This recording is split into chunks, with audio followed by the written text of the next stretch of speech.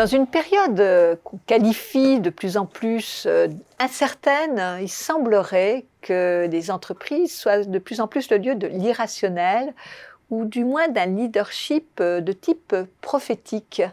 C'est une des thèses que défend Alain Bloch dans son dernier ouvrage « Entrepreneur, magicien et prophète ».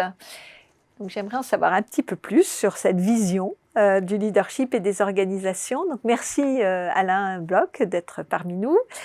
Vous êtes professeur honoraire au CNAM et directeur de XHEC Entrepreneur. Donc, vous nous dites entrepreneur, magicien et prophète. Alors, oui. Qu'est-ce que c'est qu'un leader prophète ? Alors, j'emprunte effectivement à Max Weber cette typologie du charisme entre les prêtres, les magiciens et les prophètes, et donc les entrepreneurs remplacent les prêtres. Eh bien, ce leadership prophétique, il est effectivement, comme vous le disiez parfaitement, un peu imposé par l'incertitude grandissante, l'incertitude radicale en réalité de notre environnement. Et donc, comme le leader doit tout de même entraîner en créant du sens derrière une vision, il est bien obligé de décrire l'avenir tel qu'il le voit, et en réalité, cette vision est de plus en plus incertaine, prophétique, et donc est de l'ordre vraiment de la croyance. Et c'est un peu une espèce de paradoxe, parce que c'est finalement la technologie donc la science, qui nous embarque vers des horizons extrêmement turbulents, cette transformation numérique que toutes nos organisations ont du mal à traverser.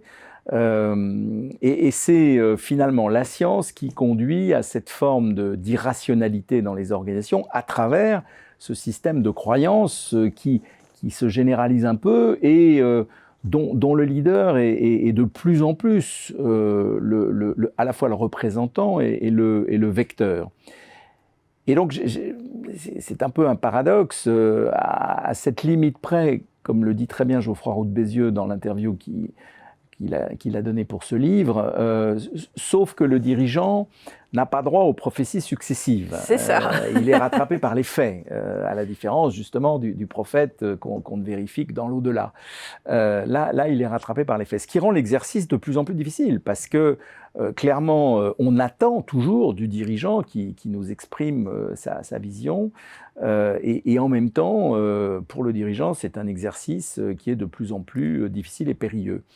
Et on le voit bien d'ailleurs, parce qu'il y a des dirigeants, j'ai notamment interviewé Isabelle Kocher dans le livre, que je trouve une dirigeante particulièrement inspirante et qui a fait l'objet vraiment d'un leadership.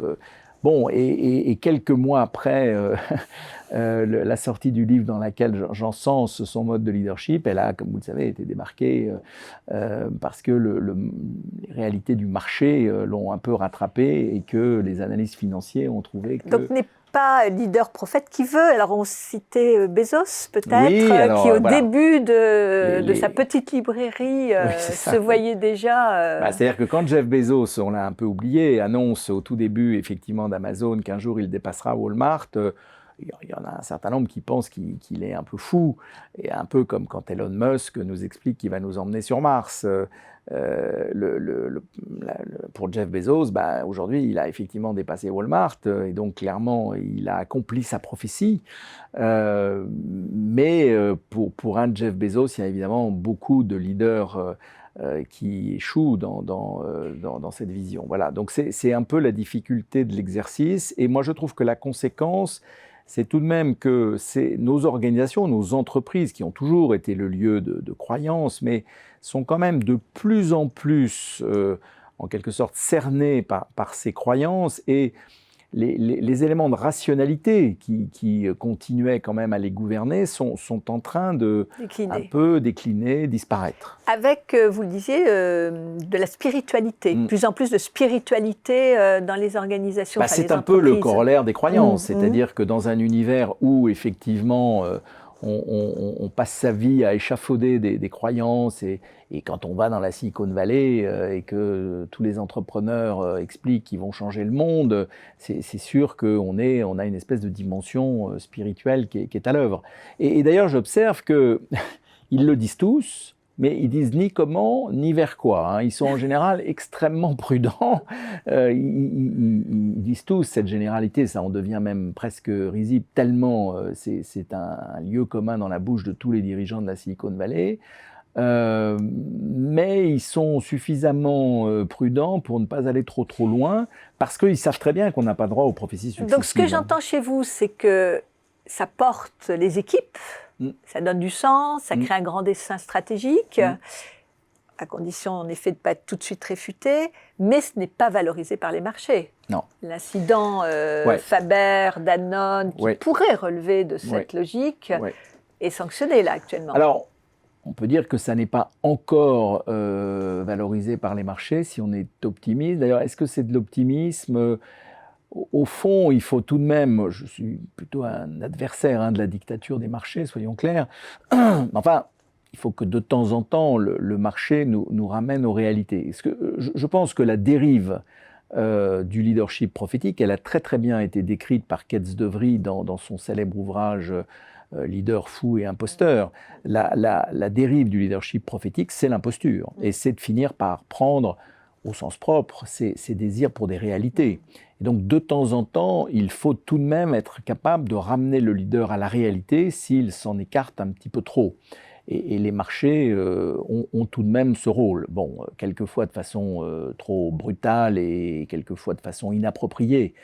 Mais il faut forcément tout de même une petite limite à ce monde de croyances et à ce risque finalement de la dérive vers l'imposture. Qui est peut-être une forme, la croyance est peut-être une forme de refuge aussi contre la rationalité, l'hyper-rationalité qui quand même crée, on le constate, de nombreux dégâts. Alors devant la spécialiste que vous êtes du fait religieux dans l'entreprise, je suis évidemment extrêmement prudent, mais je trouve que la prophétie, là aussi, de Malraux, qui disait que le XXIe siècle serait religieux ou ne serait pas, eh bien, dans nos organisations, se vérifie un peu à travers ce monde de croyances. Oui.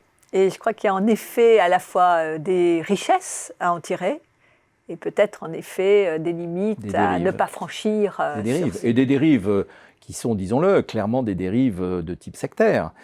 Ça existe dans les organisations. Je ne vais pas accuser Apple d'être une secte, mais enfin, malgré tout, ça ressemble un peu. Hein. C'est-à-dire qu'il y a des inconditionnels, il y a des grands-messes, il y a effectivement des symboliques religieuses qui peut dériver vers des pratiques sectaires. Ce n'est pas du tout le cas d'Apple, mais enfin, en tout cas, c'est assez frappant de le voir. Voilà. Donc, c'est effectivement un phénomène nouveau et je trouve que le paradoxe le plus étonnant, c'est qu'au départ, c'est la science qui le crée.